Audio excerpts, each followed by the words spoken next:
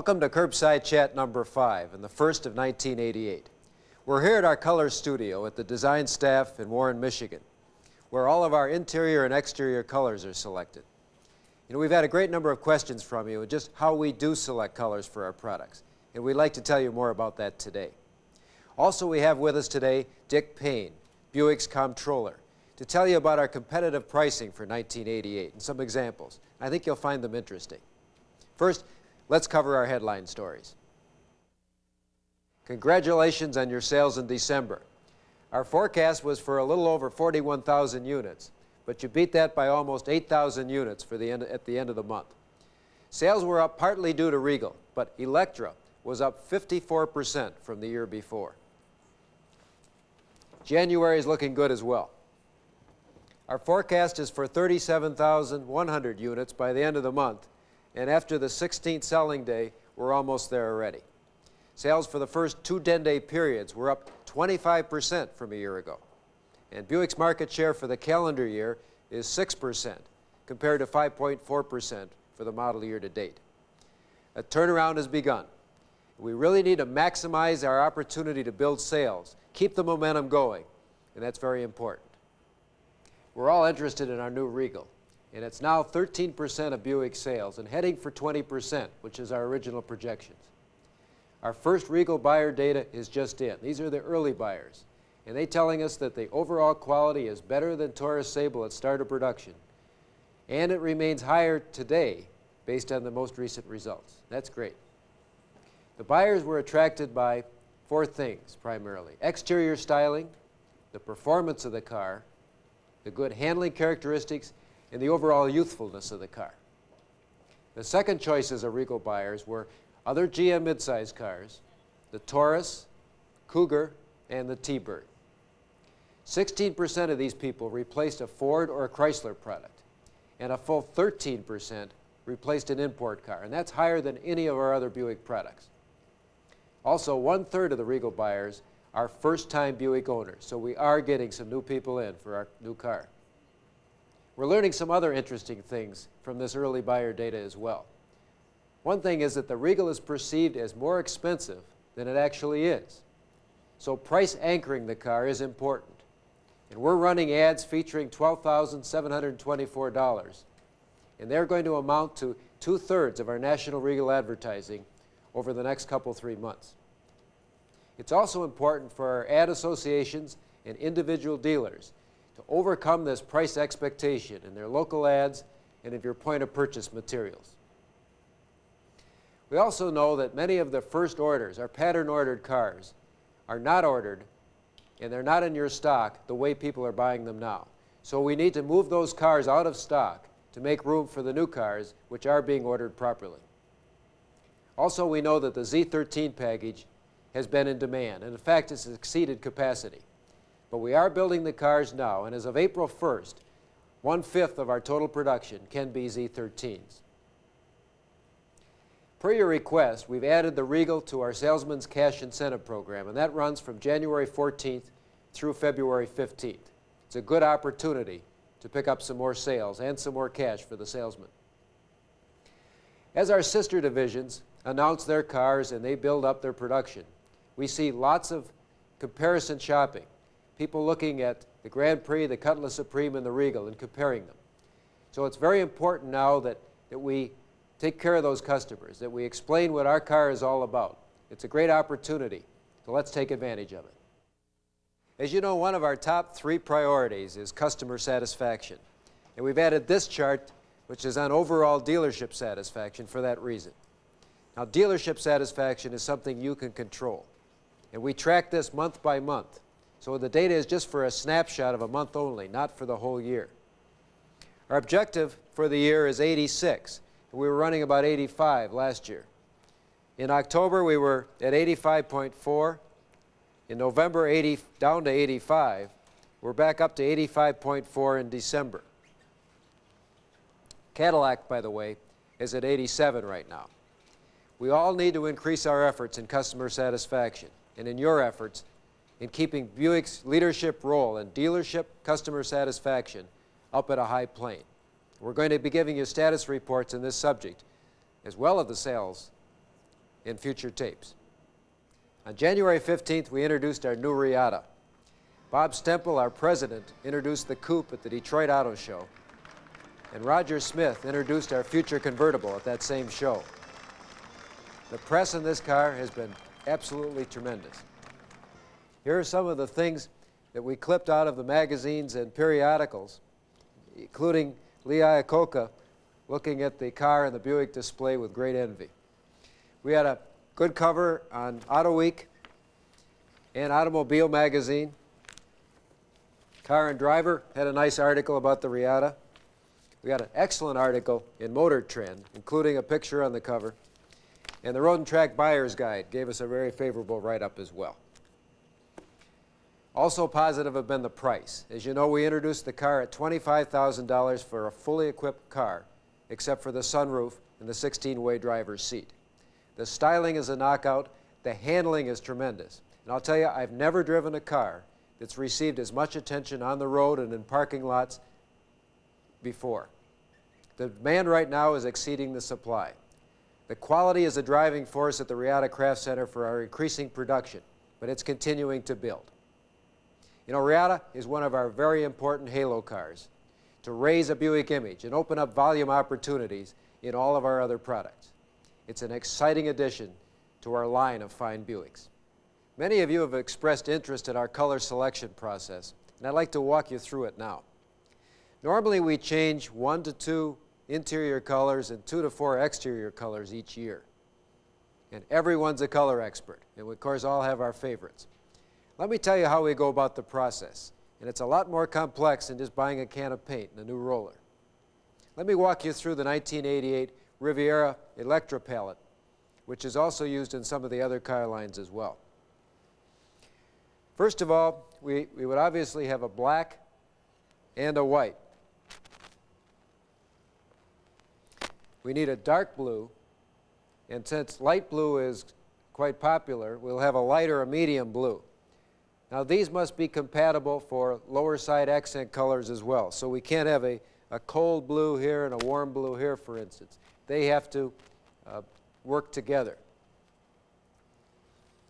Then we need a gray tone, or a charcoal, and a silver. Now, those also have to work together, but both of those are used widely as lower accent colors, and they must be compatible not only with each other, but with the other colors as well. For instance, the reds. We would have a dark maroon, and lighter reds are popular in most of our car lines. And of course, the silver would be used as lower accent colors on one or both of those.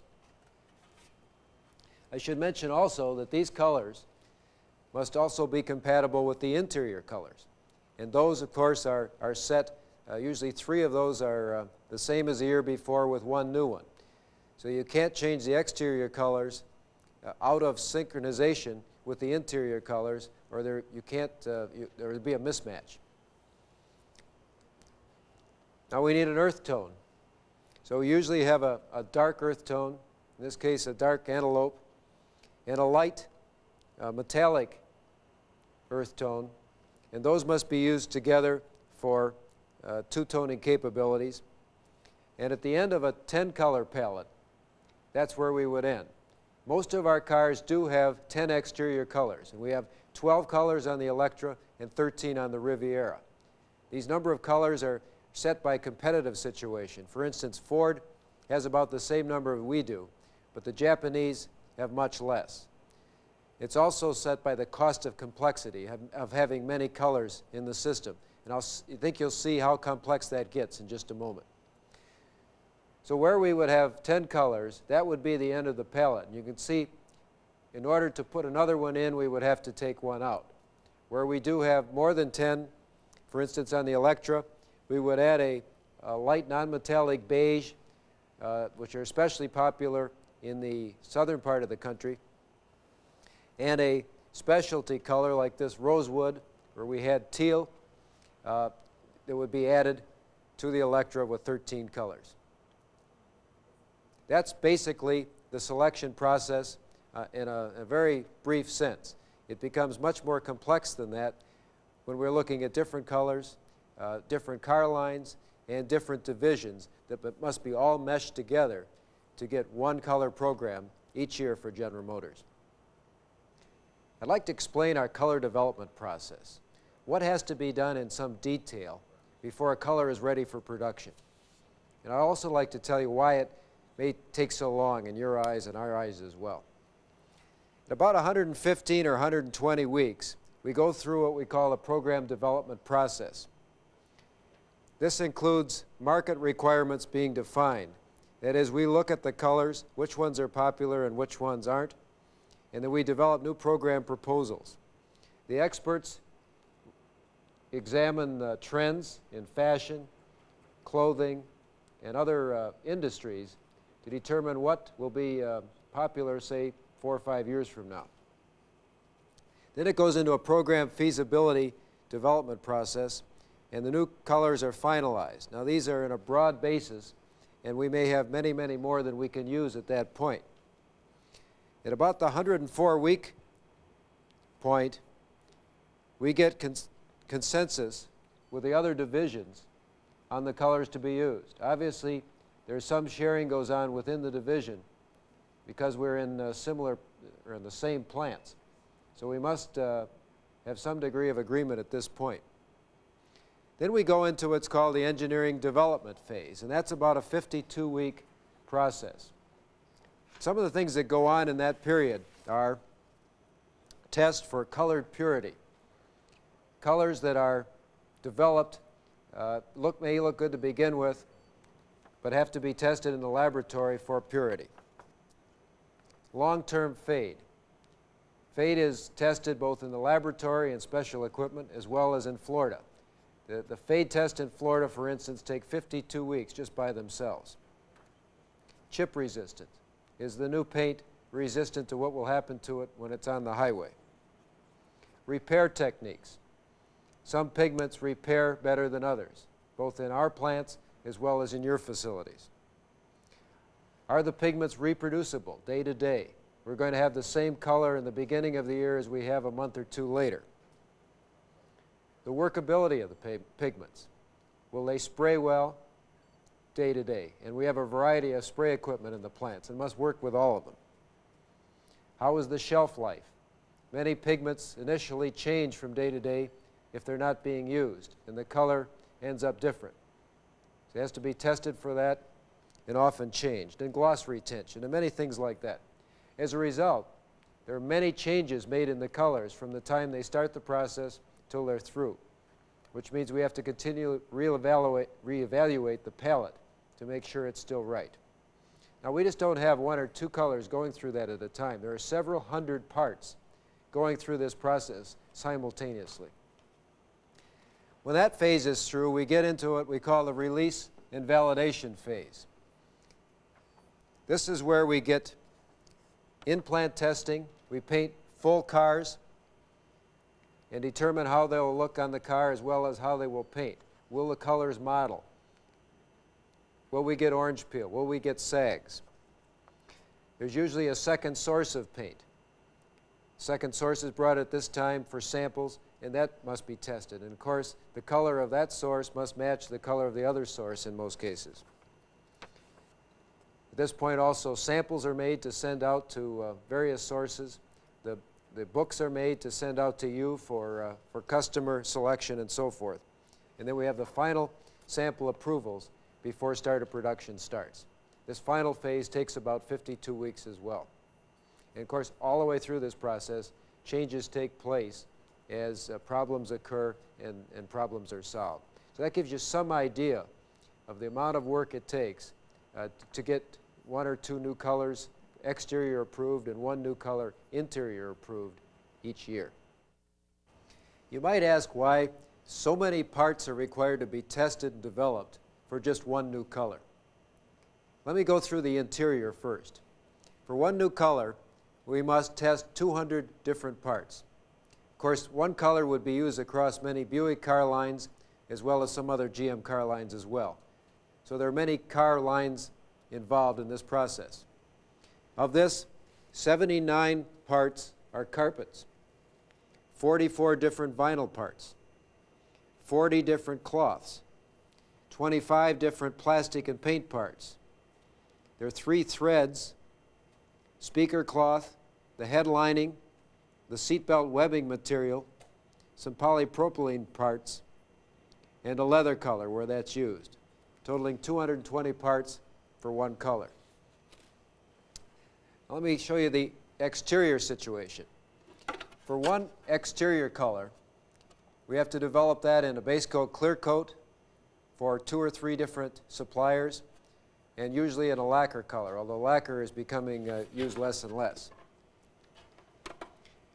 We have to develop body side moldings, and those often come in 2 different materials or 2 different processes. The straight sections may be extruded, and the end sections may be cast, requiring different pigments, but they must match when they're on the car. You have various plastic parts, for instance, the center of a wheel opening,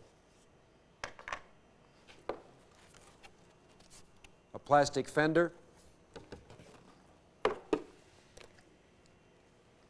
or a plastic fascia. So there are many parts, and more than I can show you here, that's required to be tested for every color that we change. And this, of course, takes the time that I just mentioned. The other aspect of paint is the quality. And over the past 2 or 3 years, our paint quality has improved dramatically. And it's for a number of reasons. We have new paint systems, and most of them base coat, clear coat now. We have new lighting systems in the plant, new clean atmosphere spray booths, new repair and finesse techniques. And our paint suppliers are right in the plant to assist and correct problems when they occur. Another thing that we hear more and more about is acid rain, and I know that's a difficult situation in many parts of the country. Well, we do have a letter out letting you know how to or to repair cars before they're shipped to customers in case of acid rain. But we're also investigating new materials that prevent acid rain damage to the paint, and also transit coatings to protect the cars while they're being delivered to you. Let me give you one excellent example of how paint quality has improved. General Motors has a quality assessment center where we bring cars from all over the world in, and we rate cars for fits and finishes, paint quality, and so forth. I want you to know that the Riata has been evaluated by this center and has been evaluated as the #1 paint quality in the world. It's the best car that they've ever seen, bar none. Now it's time to answer some of your questions. First one comes from Lee Richards of Findlay, Ohio, and Dick Schumacher from West Palm Beach also asked the question, why doesn't Buick offer leather or vinyl interior in any of their wagon lineup for 1988? Well, we're looking at that. We realize that there are some customers that want a non-cloth interior, and we're investigating the feasibility of that right now. Here's one from Lou Sabaro of Sabaro Buick in La Cruces, New Mexico. It says, I love the Regal, but I'm not getting a good public response in sales. Need ideas and help quick for momentum. People seem to be waiting for a Grand Prix because of advanced publicity. Well, as we mentioned before, people are shopping the 3 cars and determining which one's best for them. And I think we have a real opportunity to move people who like our type of car into the Regal. I also call out that the Action Library that most of you, I believe, has a lot of ideas for selling the Regal in it. And we'll take this on. Maybe we can do some more for you as well. Here's one from Phil Scott of Monrovia, California. It says, if Daily Rentals can get the 1988 Regal at a discount, don't you think this car should be part of the Blue Chip lease program? Well, it has been added as of December 18th. Here's one from Bob Husemga from Sibley, Iowa. It says, what do you say to a customer who bought an 82 Century, then an 85 Century, and now is looking at the 88 model that's thousands of dollars higher and looks identical to his old ones? We agree with that. And of course, next year's Century is completely restyled, one of the most extensive restyling jobs that we've done on any car in our normal history. But we realize that we need to facelift or change our cars about every 2 years, and that's in our future plans as we go forward. Here's one from Mike Ratley of Roadway Buick in Fresno, California. It says, when is GM going to replace the fuel pump on V6 engine cars with one that doesn't make so much noise? We realize we've taken way too long to fix the fuel pump noise problems, but we are building our Electra and Electra Park Avenue cars now with a quiet pump, and LeSabres are coming on very shortly, and quiet pumps are available in service now, as I understand, for all of our cars. That same question was asked by Virgil Stensland in Sioux Falls, South Dakota as well. Here's one from Ron Shepard at DSM in Savannah, Georgia. It says, when will the accident avoidance system or rear radar be available, and when will we see steering wheel controls for radio, AC, etc. on Buicks? Well, rear radar, radar entirely, is not well developed yet, and it's extremely expensive. So I think it'll be quite some time before anything other than the most sophisticated cars on the road, very high-priced cars, might have such a system. Even that, it'll be a ways away. Steering wheel controls will be coming. We're looking at some of those now. Some people like them, some people don't like them, so we have to be careful on their use. Here's one from Bert Petrie in Scottsdale, Arizona. It said, info on the Riata, when can we expect to receive the car and be able to sell it? Well, we are shipping cars now, Bert, and hopefully you'll get yours quite quickly. Here's one from Lou Hummel of, I believe it's South Haven, Pennsylvania. The November 23rd Automotive News says that the 1989 Riviera will be stretched 9.5 inches. This came out one day after November's Curbside Chat that said it was too early to tell us about the Riviera plans. Well, of course, we don't leak this type of information to the newspapers and the magazines.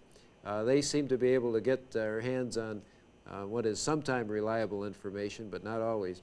And we still have to keep our future plans as quiet as we can so that the competition doesn't get an advantage on us. But we appreciate the comment. Here's one from David Handy in St. Albans, Vermont. Is there any way you can change the passive seat belts? I've had many customers complain that they rub them under their necks. I know that Ford and Toyota have a different system. Well, all of these have a comfort feature, and you ought to be able to adjust the comfort feature so it doesn't rub on your neck. The Ford and Toyota two-point systems that I believe you're referring to are not as good from a safety standpoint, and some people have more trouble with those from a comfort standpoint. It depends a little on the car and on the person's build. But we'll take a look at that and see if there's something additional we can do as well. Here's one from Larry Jeffries in Sandy, Vermont. It says, lots of sales are lost because of bucket seats and shift console on the Skylarks. Also headroom. Please correct this quickly. Well, we are already building Skylarks with the column shift, and we will building early next year cars with bucket seats. So we believe we've taken care of that, at least for the near future. Here's one from Ron Norris of Titusville, Pennsylvania.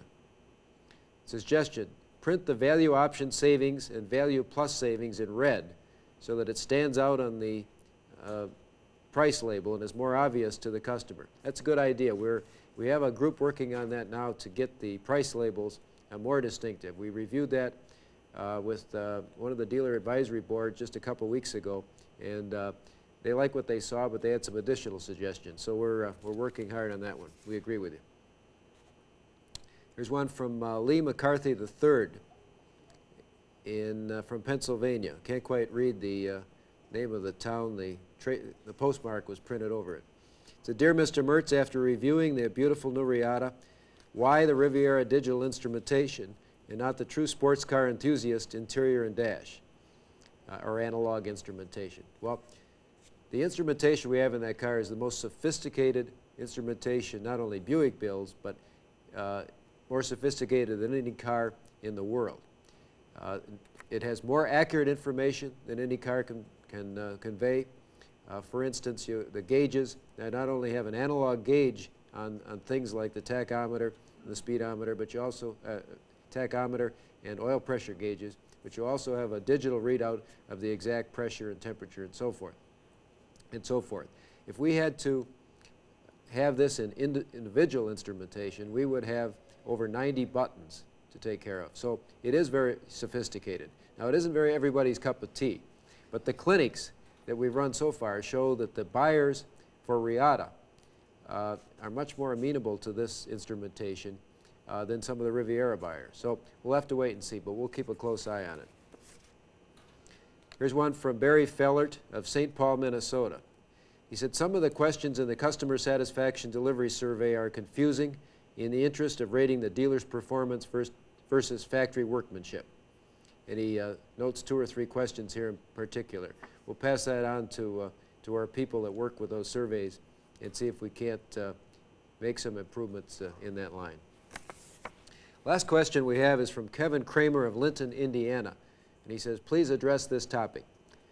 With Buick setting its sights on the upscale luxury line of the future, will it continue fleet subsidies and discounts which discriminate against Buick dealers and also severely hinder new car sales?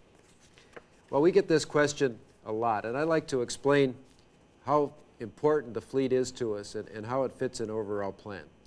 First of all, fleet is over 15% of our volume, and we need that volume. We need it for our penetration. All of us need that additional volume. We also need it for the money that it gives us to facelift and to build new products. That becomes capital that we use for tooling our new products. It also influences a lot of new buyers. Our surveys show that almost 40% of the people that rent cars find that those cars influence their next car purchase. And that's very important. So we need to get them into our cars in a rental basis in order to help our retail sales. Also, the retail discounts in most cases right now are greater than the fleet discounts. In fact, some of you are buying cars out of the retail cars for lease purposes. And we don't sell cars directly to fleets. Granted, we interface with our fleet people, but we don't sell directly. All of our cars are sold through franchise dealers. So I hope that explains a little more how important daily rental and fleet sales are to not only Buick, but to all of its dealers as well. Well, that's the end of this Curbside Chat for my portion. However, now I'd like to turn it over to Buick's comptroller, Dick Payne, who interfaces with the corporation pricing people and the many people it takes to price our vehicles. And he's going to tell you a little bit about how competitive some of our models are now in the marketplace. I'll turn it over to Dick. Thank you very much. Thanks, Ed. You know, many of you dealers have been requesting competitive price information from Buick that you could share with your entire sales team. So I'm here today to help communicate to you some of the tremendous values we have in our 1988 Buick products. The information we're going to provide you today we feel is very timely, and we also feel it should provide you an important aid in helping to communicate to the public and your customers some of the tremendous savings that Buick provides on its 1988 products. But before I get into our specific competitive analysis, I would like to share with you some general price information that has recently been announced. You may be aware of this, but many of the major importers have recently announced another round of price increases during the month of January.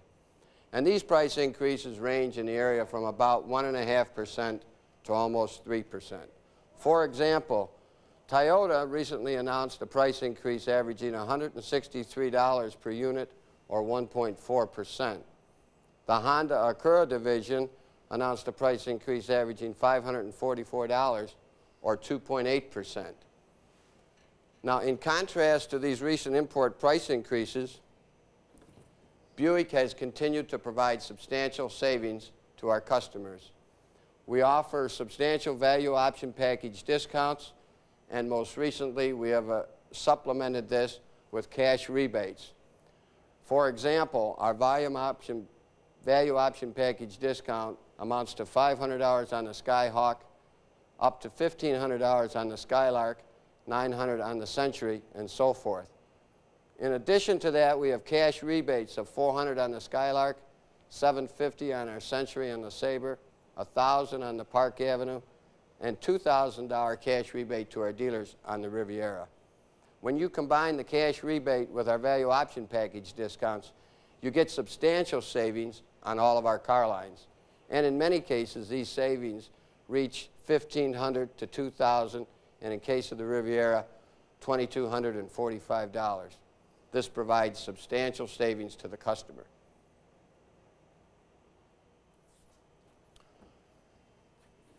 Before I begin to go through a summary of our competitive price positions, I'd like to explain to you the method that we used in our analysis of our competitive position. And this chart will provide an example for you.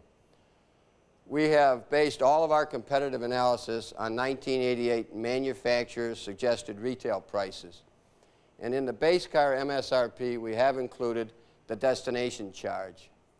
We provided a comparison of our base car price, in this case the Skyhawk at $92.84, compared with a Honda Civic at $10,710. But most significantly, we'd like you to understand that we have adjusted our cars for the equipment the way most people buy them, for the popular equipment. And we have adjusted this and added all this equipment to our car, reflected the discounts that we and our competitors are currently offering, and show a price of our product versus our competition on a popularly equipped basis. And that is the way all of our comparisons have been made. And now I'd like to move into a summary of our principal competitors for each one of our car lines. Looking at the Skyhawk sedan for 1988 versus our major competitors, we have a price advantage versus the Mercury Topaz of about $437 on the base car and $365 at popularly equipped. Moving to the Dodge Shadow, our base car is at a disadvantage of almost $800. But again, the way most people buy it, we have an advantage of about $450. This comparison versus a Honda Civic may be of surprise to you. The smaller Honda Civic has a base car price $1,400 higher than the Skyhawk, and popularly equipped almost $1,300 higher. Moving to the Toyota Corolla LE, we have significant savings as well. We have an advantage of almost $1,900 on the base car and about $2,000 popularly equipped. Moving to our Skylark product line, looking at again the Mercury Topaz LS model, our base car has a slight advantage of $190. Popularly equipped, we're priced about equivalent with the Mercury Topaz. Looking at the LeBaron sedan, we have a price advantage in the area of $900 to almost $1,000. Comparing the Skylark Custom to the Toyota Camry, we have a substantial advantage. Popularly equipped, almost $1,900. Versus the Honda Accord, we again have a substantial price advantage, up to $2,200, the way most people buy these cars. And finally, the Acura Integra LS. We have a competitive price advantage of almost $3,000 popularly equipped. And I'd like to emphasize at this point that this is our Skylark Custom with a quad 4 engine. Moving now to our Century car lines in the mid-size section of the market, we have some very competitive products. Versus the Ford Taurus GL, we have a $524 advantage. Looking at our Century Limited versus the Mercury Sable LS, we have a popularly equipped advantage of about $237. Versus the Chrysler LeBaron, we have a base car disadvantage of about $500. However, popularly equipped, we're about the same price. Versus the Honda Accord LX, we again have a substantial advantage of about $1,400. Versus the Toyota Camry Deluxe, again an advantage of over $1,600.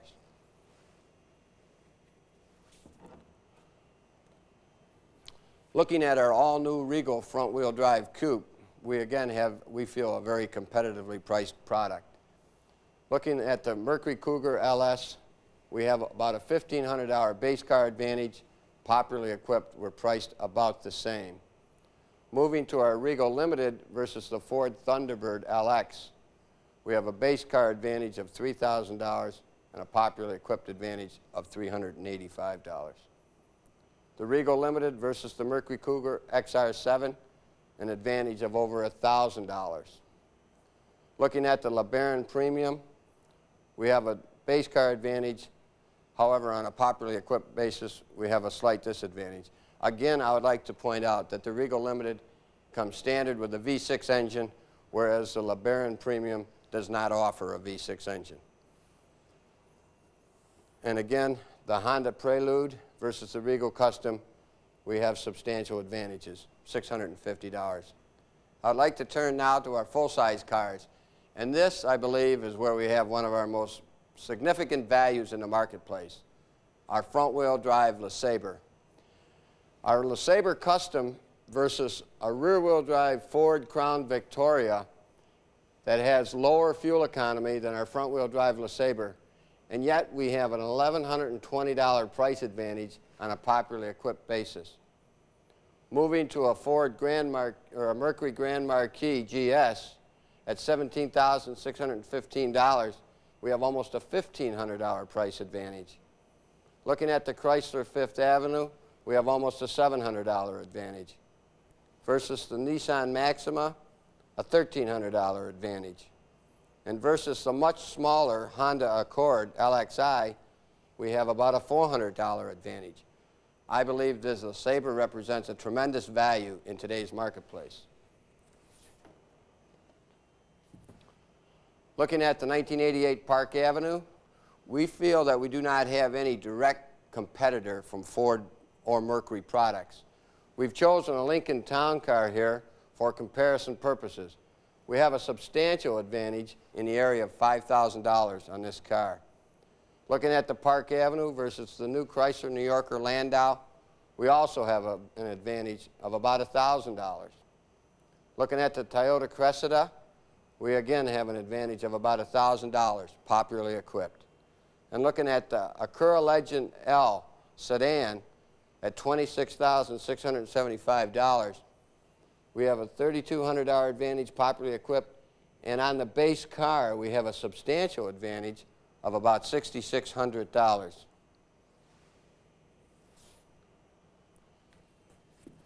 Moving to our Riviera, looking at the Lincoln Mark 7, we have about a $4,600, $4,700 advantage, popularly equipped.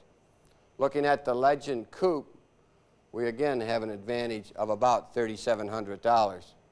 And this may surprise you as well. The Toyota Supra versus our Riviera T-Type, we have almost a $1,700 price advantage, popularly equipped.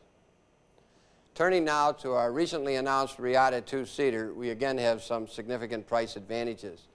For example, versus the Lincoln Mark 7, we have a comparably equipped or popularly equipped advantage of about $1,000. Looking at the Acura Legend L Coupe, we have an advantage of almost $1,900. Versus the Porsche 924, a substantial advantage of almost $7,700. And versus the BMW 325i, we have almost a $3,500 price advantage. We believe all of our cars provide significant price advantages versus key competitive offerings in the marketplace. Now, I realize that we have just shared a substantial amount of information with you. So we will include, along with the video we're sending, a complete detailed analysis of all of the competitive prices that I have just shown.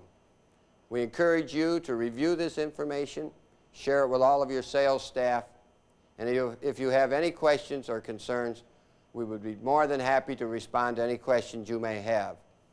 In addition to the competitive price analysis that I have just reviewed, Bob Collette and his staff are preparing a complete competitive manual, which is planned to be forwarded to you by the end of February. Use this information to sell more Buicks.